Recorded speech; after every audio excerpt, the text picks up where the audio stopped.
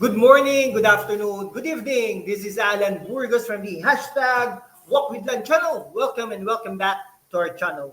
Guys, if you are not yet subscribed to our channel, please do it so now so that you can be a part of this growing family. Officially, we are now 9,614 subscribers. Malapit na po tayo sa ating 10,000 subscribers milestones. Sana naman makuha natin to within the year. Pero kung January or February, okay lang naman din. Okay? Sige, maraming salamat po sa inyong lahat.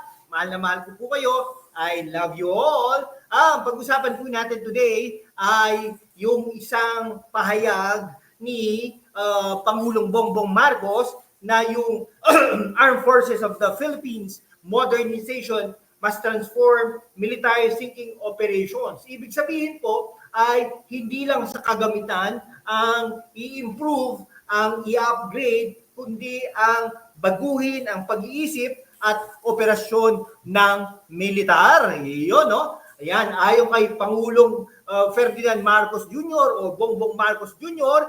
ay talagang i-continue nila ang pag-pursue ng self-reliant defense posture. Ibig sabihin, yung yung pag-depensa ng bansa ay self-reliant. Kumbaga, baka hindi pwedeng iasa sa ibang bansa, sa Estados Unidos o sa China man lang. Di ba? Para ma-reduce po yung dependence natin sa other nations. Pero makatotohanan po kaya yon? Kaya po kaya ng Pilipinas ang ipagtanggol ang kanyang sarili laban sa mga aggressors? Specifically, sa bansang China. Hindi lang naman China Vietnam, di ba?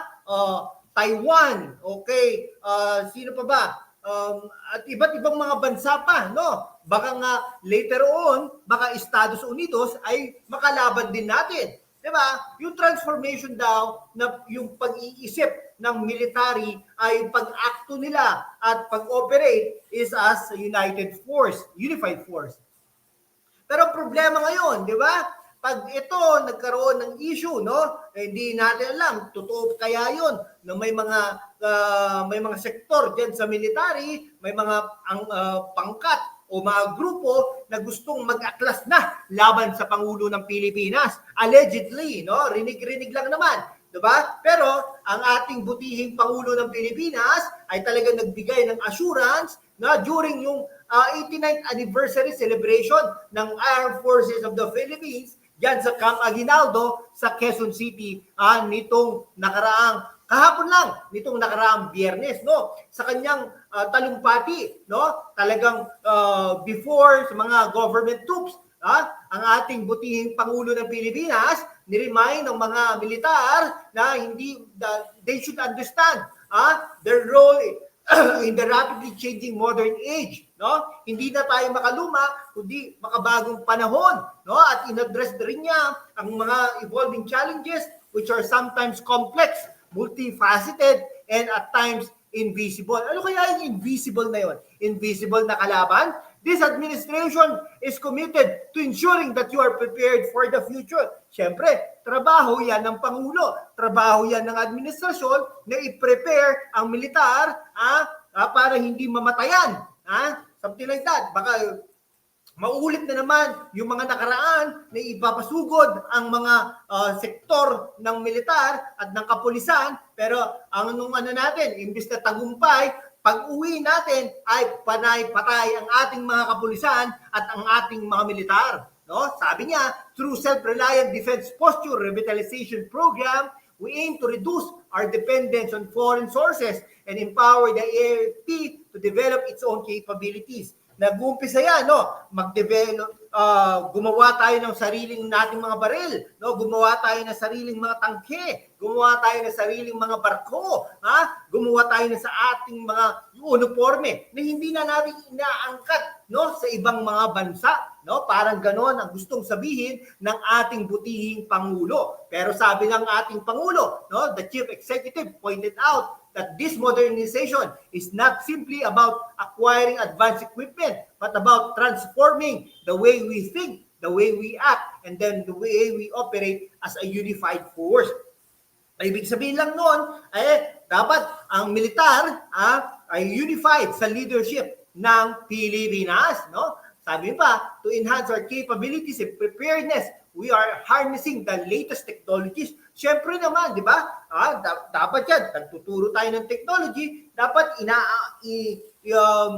inaano natin, no? Ina-apply natin ang technology sa bawat parte ng ating buhay, including the military. No? Sabi pa niya, reinforcing our strategies, modern strategies na nga, and enhancing the skills of every soldier, every sailor, every airman. This ensures that we are ready to succeed in the battles, in the field, and in cyberspace. No? So, huwag natin kakalimutan na meron na tayong cybersecurity. May cyberspace na tayo. No, we need to protect the cyberspace at all costs for the peace of mind of our people. Sabi pa ng ating Pangulo ng Pilipinas. Tapos, siyempre, he urged the military, para maging true, sa values of honor, compassion, and humanity, and serve as the embodiment of the Filipino spirit that stands firm against oppression, adapts to the demands of the time, and always places the welfare of the nations above all. Siyempre, yung dapat, ang militar natin, ay talagang karapat-dapat para sa nasyon.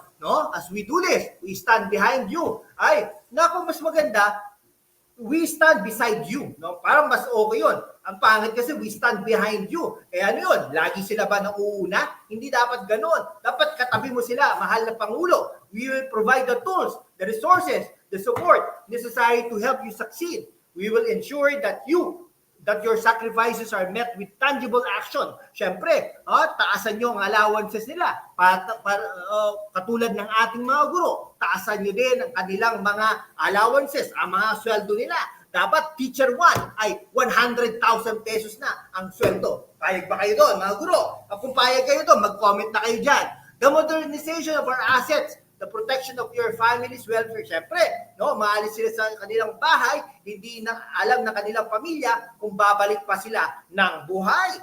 And siyempre, and the recognition of your invaluable contribution to our shared future.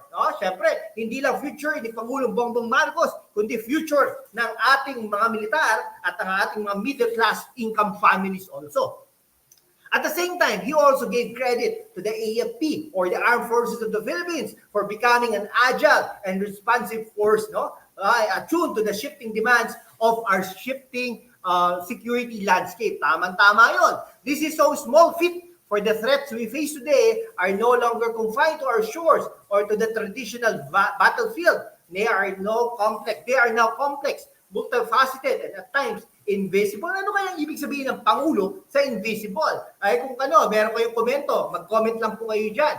And then he reminded them that the geopolitical developments and tensions will continue to test the country's sovereignty and resolve, while cybersecurity threats will challenge national security. Yari kayo, dahil ang China ay talagang agresibo na yan. Meanwhile, the pervasive force of misinformation and disinformation undermines the values that we hold dear, threatening the democracy we have fought so hard to protect, sabi ng ating Pangulo ng Pilipinas. This year's AFP anniversary has a theme, Sandigan ng Sambayanan tungo sa bagong Pilipinas. Bagong Pilipinas, bagong mukha. Pag sinabi ko ang pangalan, sabihin nyo apelido, Bongbong Marcos. Yan, sabi nga, di ba? The President also led the launching of the newly renovated AFP Museum. Paano nga po ba yun? Bakit po nag-renovate ng AFP Museum? Akala ko ba mas mahalaga ang mga gamit, which features various kinds of military weapons from cannons and rifles to tanks and helicopters. Mas maganda po yan. Bilihan nyo ng mga bagong helicopters, bagong tangke, bagong rifles, bagong cannon, bigyan nyo sila ng mga armas upang protektahan ang bagong Pilipinas. The museum also has the Bongbong Rocket, which was the first developed and tested during the term of the President Ferdinand Marcos Sr. Wow! The President's father and namesake. The rocket was conceptualized as part of the government's rocket research program using indigenous materials to reduce the IAB's reliance on imported defense equipment. Ay, maganda po yan, ha? Itong rocket na ito, lalagyan mo ng sili, Pag ito, linagyan mo ng sili yung rocket, pag ito tumama sa kanila, ay, nako, maaanghan sila. Hindi po ba? Hindi, joke lang po yun. Okay, sige po. Hanggang dito na lang po mga kaibigan ko. Maraming salamat po sa inyong lahat. Kung hindi ka pa nakapag-subscribe kaibigan, mag-subscribe ka naman upang we can be able to maintain and sustain this channel. Thank you so much guys.